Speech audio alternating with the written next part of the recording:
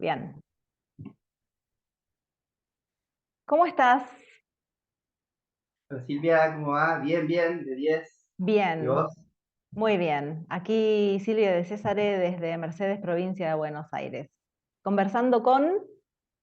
Con Mauro Guzmán, desde Villa María, provincia de Córdoba, y a la distancia, pero la palabra viaja por el Wi-Fi, ¿no? Un viaje así, casi virtual y nos une para poder charlar, eso está bueno.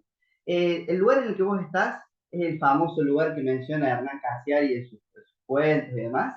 Claro, sí, sí, sí. Esta es la Ah, ciudad natal de Hernán Casiari. Probablemente vea en algún momento este video, quién sabe.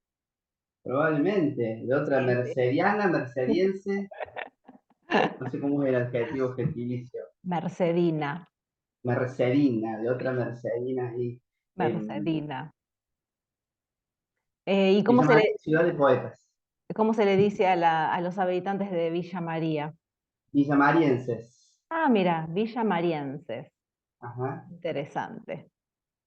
sí, sí, sí, Bueno, sí. yo diría que básicamente esta comunicación entre nosotros dos surge de una necesidad de, por mi parte, de escuchar un cuento, porque la verdad es que no tengo nadie que me narre historias. Entonces pensé que tal vez a vos te gustaría contarme una historia y podríamos hacer un trueque y yo te cuento una a vos. Me encanta, me encanta. Y me recordás a una idea del escritor Ricardo Piglia. Él dice que la única forma de responder a una historia es contando otra historia. Así que empiezo yo si querés, te cuento una Dale, historia. dale. Alguna que no hayas escuchado, digamos, contar por mí. Por ejemplo, vos me escuchaste contar la historia mm, que una historia cherokee alguna vez de los indios cherokee. No, No, ¿verdad? Bueno, esta historia que te voy a contar dice que hace mucho tiempo, cuando los animales todavía hablaban y no había gente en la tierra, pasó algo por el sol. Lo que ocurría era que el sol se iba cuando quería y volvía cuando quería.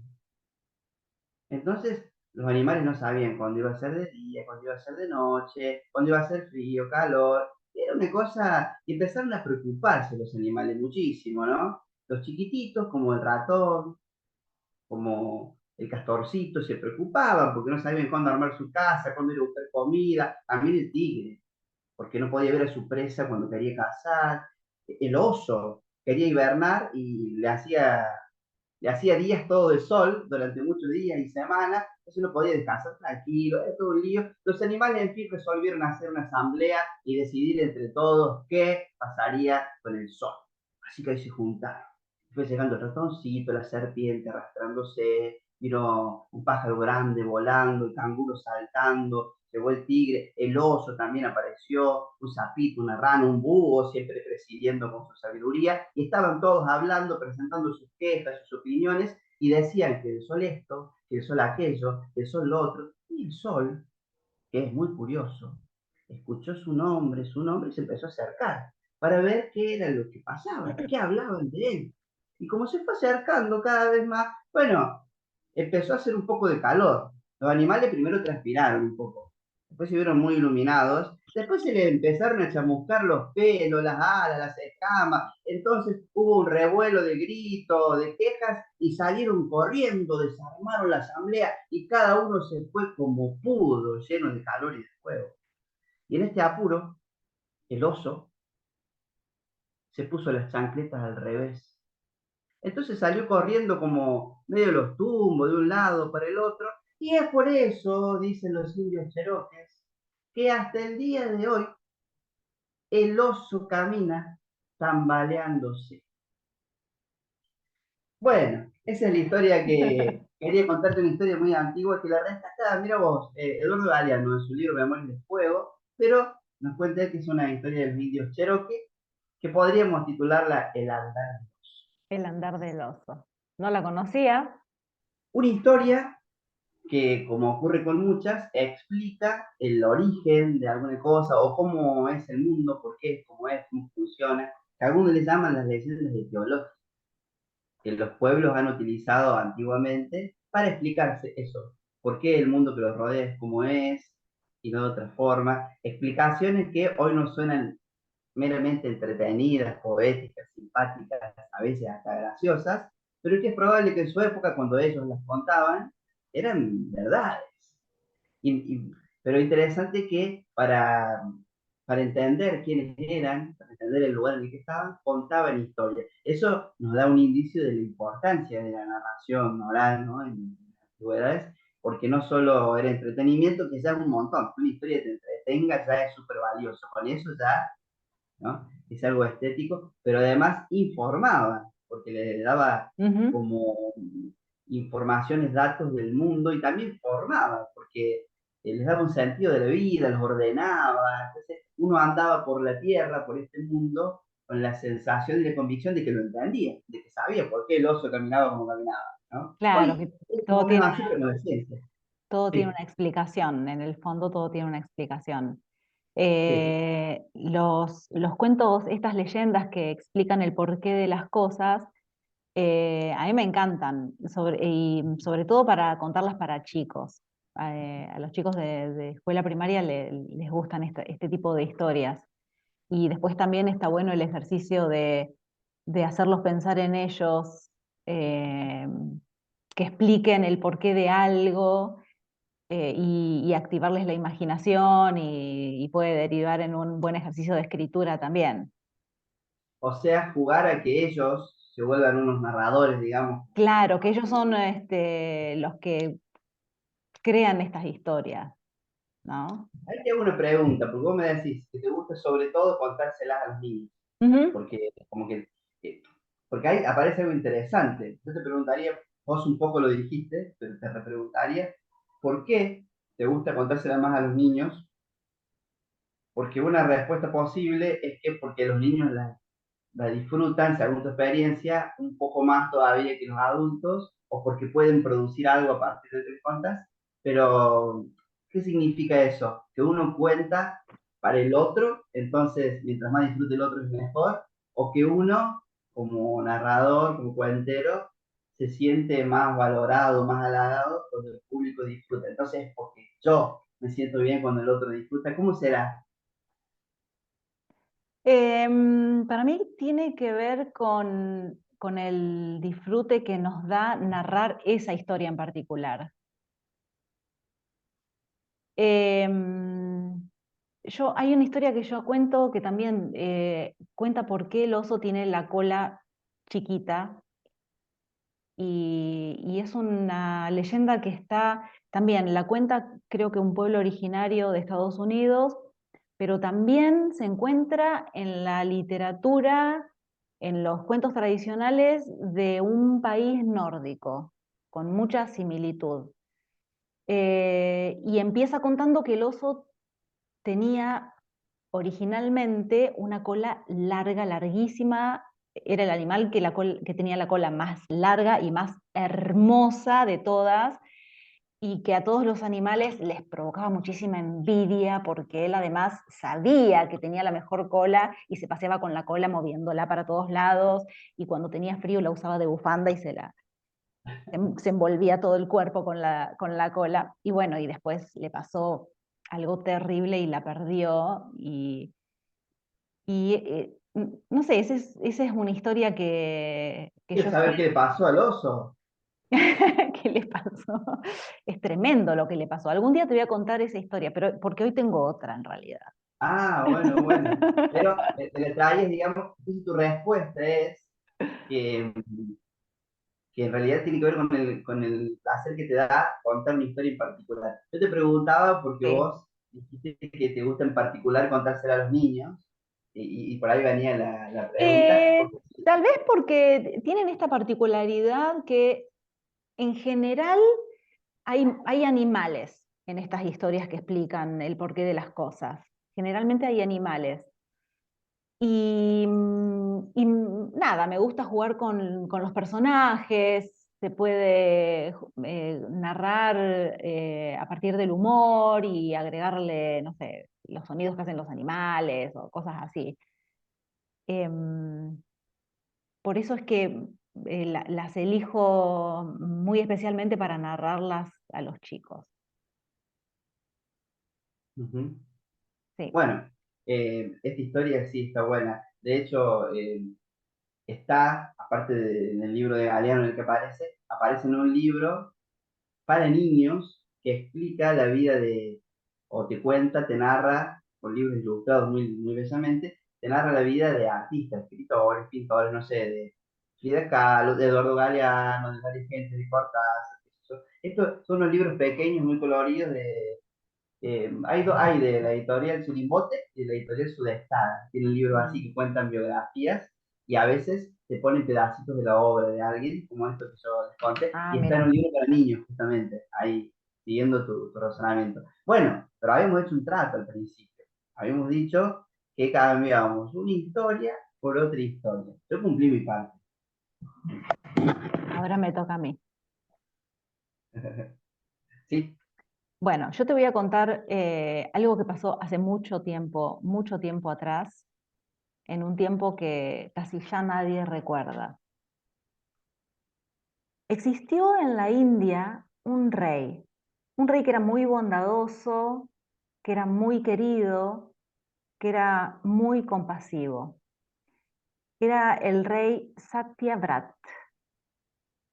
El rey Satyavrat, dicen que un día estaba cantando unos mantras en el río, honrando a alguno de sus dioses, y en esta ceremonia en la que debía juntar agua con sus manos, cantar un mantra y luego dejar que el agua se vaya por sus dedos,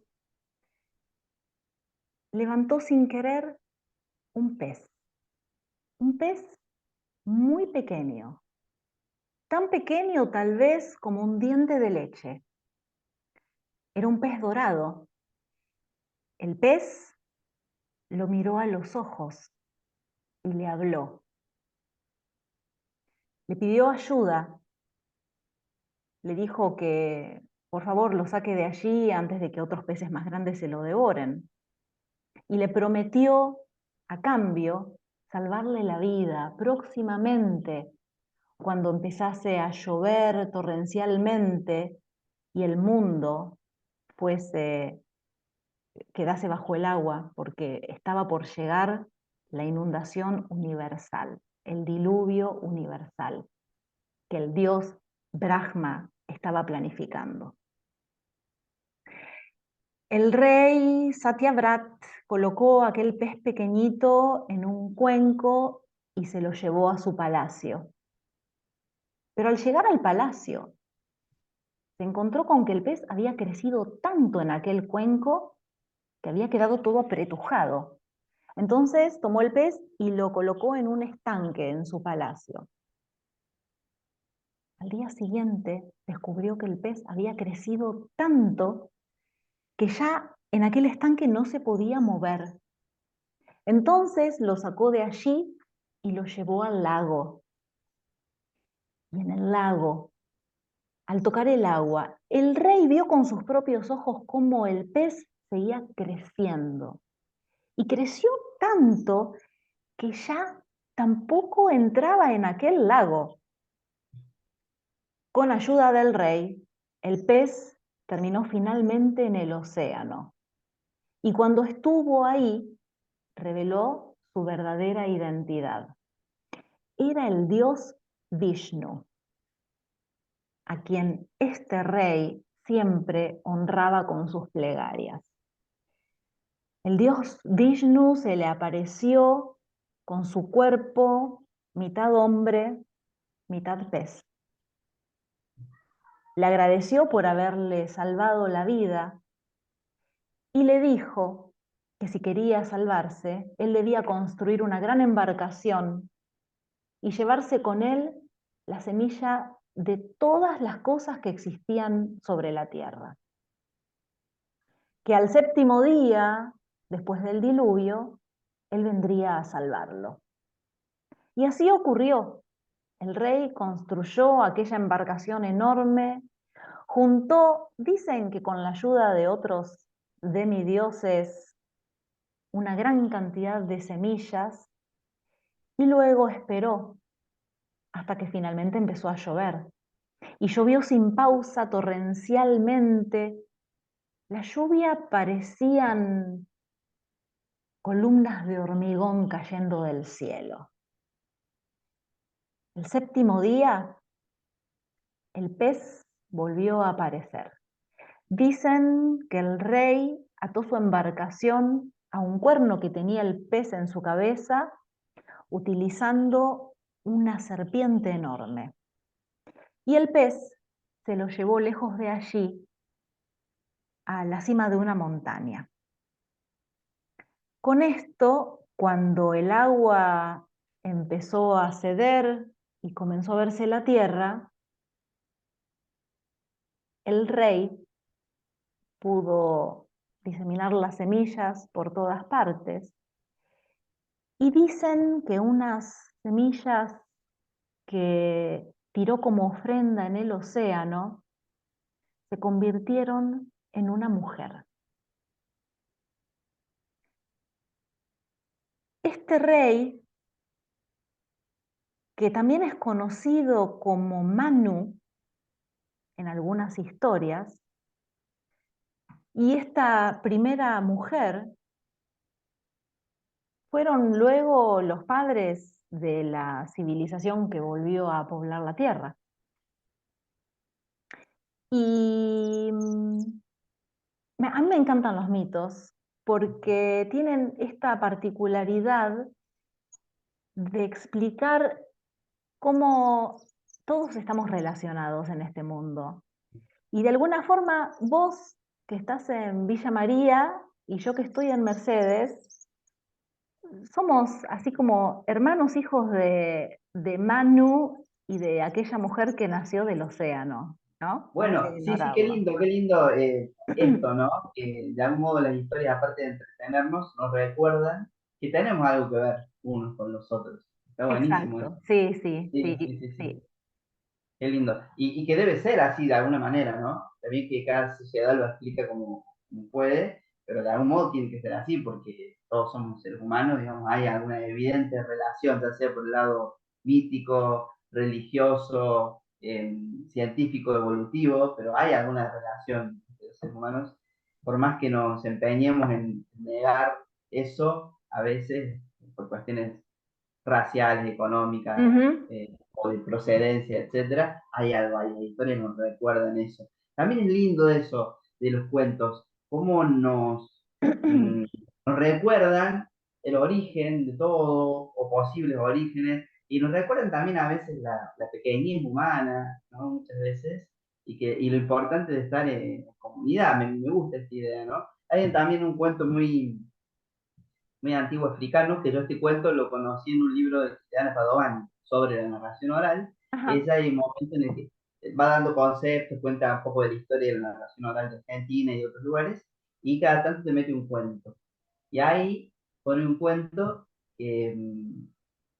que cuenta que estaba Anansi, es un cuento, ¿no? De este personaje Anansi, muy conocido en muchos cuentos. Estaba Anansi por ahí dando vueltas y se acerca a su dios y le dice que le va a dar una olla, un cuento muy conocido, ¿no? Lo habrás nombrado. Y esta, lo habrás sentido nombrar. Esta olla que le da, le dice el dios a Nancy, mirá, esta olla tiene toda la sabiduría del mundo. Desde cómo hacer un guisito, hasta cómo criar a los hijos, hasta cómo caerle bien a la suegra, hasta cómo librarse de las deudas, todo está acá. Lo que te voy a pedir es que vos cuides esta olla, eso sí, Nancy, es muy importante que la repartas en partes iguales en todo el mundo, entre toda la gente. Suponemos que no había tanta gente como ahora en ese entonces, y Nancy acepta. Pero cuando el dios se da vuelta y se va a seguir haciendo sus cosas de dios, Nancy piensa así, de acá, que lo voy a dar a todos. Ya, seguro. Entonces él, para Nancy, para que no se le pierda su olla llena de sabiduría, dice, la tengo que esconder en algún lugar. Y se le ocurre ir a un lugar, a una selva, donde había árboles altos, y ahí buscó el árbol más alto de los árboles altos. Y con esa olla pesada, ¿no? Empezó a subir. Tenía en un brazo la olla y en el otro se apoyaba en el árbol y con los pies podía ir subiendo, subiendo, subiendo. todo pesado, cansado, transpirado, pero bueno, quería esconder la olla allá en la punta. Y a todo esto, el hijo de Anansi lo había seguido sin que Anansi supiera.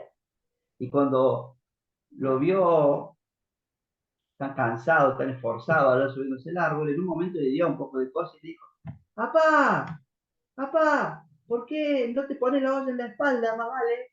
Y te va a ser más fácil seguir subiendo porque así te puede caer, te vas a cansar mucho, papá, ponétela. Y a Nancy cuando escucha eso, frena en seco, mira para abajo, ve al hijo, se pone verde de enojo y piensa, ¿cómo puede ser que este mocoso tenga una idea mejor para subir la olla que la que tengo yo, que tengo toda la sabiduría del mundo? Y se enojó muchísimo. ¿Cómo podía ser que su hijo al final fuera más sabio que él, que tenía? Y se enojó tanto, se puso verde, se puso colorado, negro, violeta. Desde allá arriba Nancy tanto se enojó que tiró la olla. Y estaba alto. Y la olla cuando cayó se quebró en miles y millones de pedacitos y el contenido de la olla se desparramó por todo el mundo.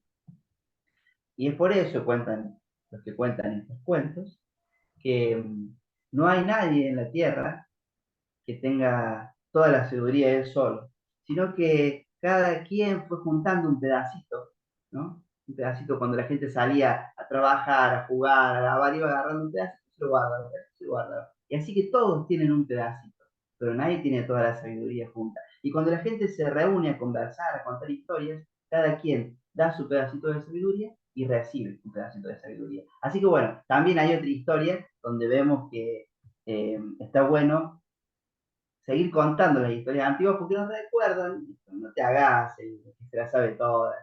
Claro. No, no. Bueno, yo conozco esta historia que vos narraste, pero en realidad en la versión que yo conozco explica por qué en realidad en esa olla había sentido común, Ok.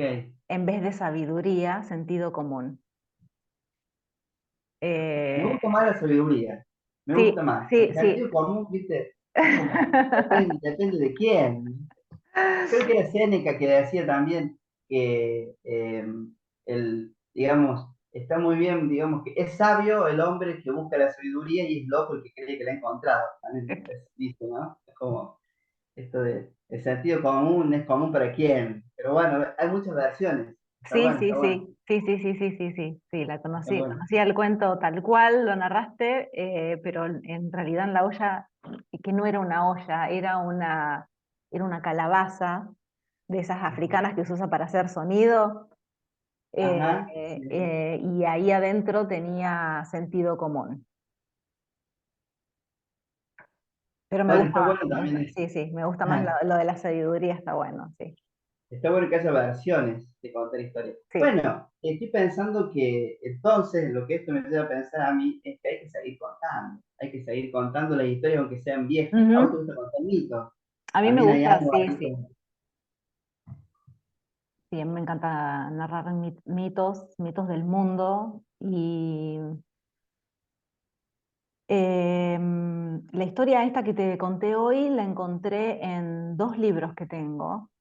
a ver, Em, Tengo que ir a buscarlos, no los tengo acá. busque, busque. A mí me encanta saber, vos Espérame. mientras buscás, vos anda a buscar tranquila, tranquila. Porque a mí me encanta saber de dónde vienen las historias, dónde las podemos ir a buscar. eh, no porque sea obligación de ir a buscarlas en algún lugar, pero es lindo saber, aparte, cómo llegaste a la historia, cómo diste con esa historia, quién te prestó el libro, si lo buscaste vos, a lo mejor estabas buscando otra cosa y encontraste esta historia. Bueno, son todas, me parece que es la historia de cómo uno llega a la historia. Eso Bueno, está re bueno. ¿Apreció? estos ¿Aprecio? son dos libros que yo amo. Mira. Mitos, a ver, creación. Mitos de creación del mundo, diferentes partes del mundo. Este es como mi diccionario, acá hay muchísima información. La Y autora, autora o recopilador, recopiladora, ¿cómo se llama? Barbara Sproul, Ok. sí, y tiene una introducción hermosa que habla sobre mitología, es una belleza. Y después tengo este libro, también está acá, que Mitos Paralelos, Ah, Sí, hace un paralelismo entre mitos de diferentes partes del mundo, Me encanta. compara. Sí, también este libro es una belleza. Este autor es muy conocido, también tiene, él tiene otros libros, tiene una recopilación de mitos de Norteamérica, mitos de Sudamérica, ¿Cómo es el nombre del autor? interesante. J.F. Beer Lane, a ver si se ve ahí. Ok. Ahí Silvia, va. si esos libros no están en español, tenés una tarea de contarlos, que lo van haciendo y quizá de traducirlo a uno de estos libros.